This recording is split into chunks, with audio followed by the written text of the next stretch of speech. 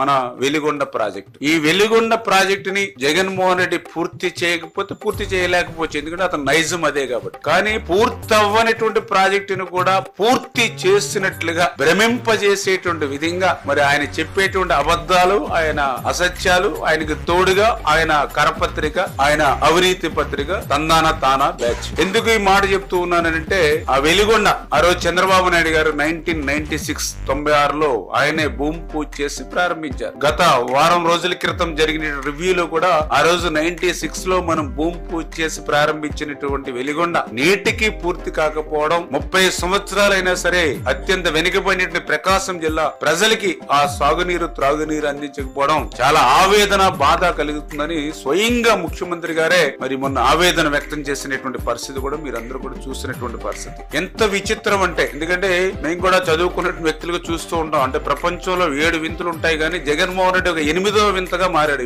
అబద్ధాలు అసత్యాలు చెప్పడం. ఆ వెలుగొండ ప్రాజెక్టుకి ఇంకా 4,000 కోట్లు ఖర్చు పెట్టాలి. ఆ వెలుగొండ ప్రాజెక్టుకి గట్టిగా అంటే చంద్రబాబు నాయుడు గారు లాంటి ముఖ్యమంత్రి 24x7 ఆయన కష్టపడినట్లుగా కష్టపడితే మినిమం లేదంటే లేదు సంవత్సరాల నుంచి 2 సంవత్సరాలు పడుతుంది అన్నటువంటి పరిస్థితి అది వెలుగొండ. అటువంటి వెలుగొండని జాతికి అంకితం చేసేసినటువంటి మహానుభావుడు జగన్మోహన్ రెడ్డి. అటువంటి వెలుగొండని పూర్తి చేసేస్తే మరి వేళ నీళ్లు ఇవ్వలేకపోతున్నారని చెప్పి మళ్ళీ అబద్ధాలు అసత్యాలు వాళ్ళ పత్రిక ద్వారా గానీ లేదా జగన్మోహన్ రెడ్డి నోటి ద్వారా కూడా వచ్చేటువంటి వాక్యాలు. అందుకే ఈయన ఒక 8వ వింత జగన్మోహన్ రెడ్డి ప్రపంచంలో ఇటువంటి అబద్ధాలు అసత్యాల్లో.